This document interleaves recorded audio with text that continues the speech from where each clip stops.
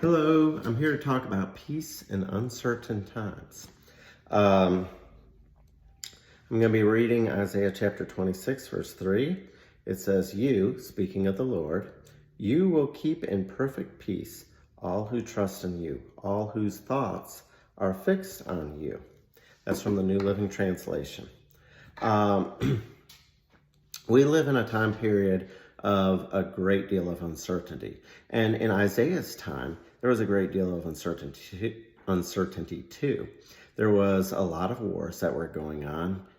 Israel and Judah were nations at that time, and they were fighting. There was Syria that they were dealing with. And then Isaiah is also prophesying about larger, bigger nations coming, like Assyria and then Babylonia, that are coming in. And so he's talking about here is that even though there's a great deal of uncertainty about the future, God still looks after his own. God is still sovereign. He is still in control.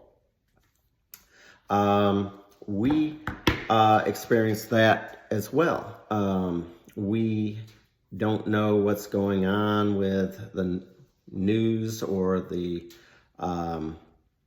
the nations.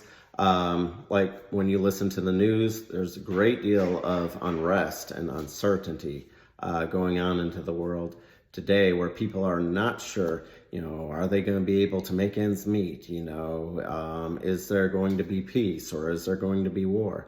What about diseases? Are there going to be diseases, or are people going to be able to be relatively healthy? But the important thing to keep in mind is that God is still sovereign. He's still on the throne, and he's still large and in charge.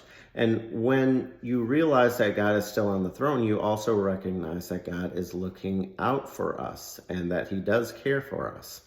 And that gives us a great deal of peace on the inside. It helps assure us that even though we may not know what the future holds, God does. God's looking out for us, and he's still providing for all of our needs. This is Timothy. Bye.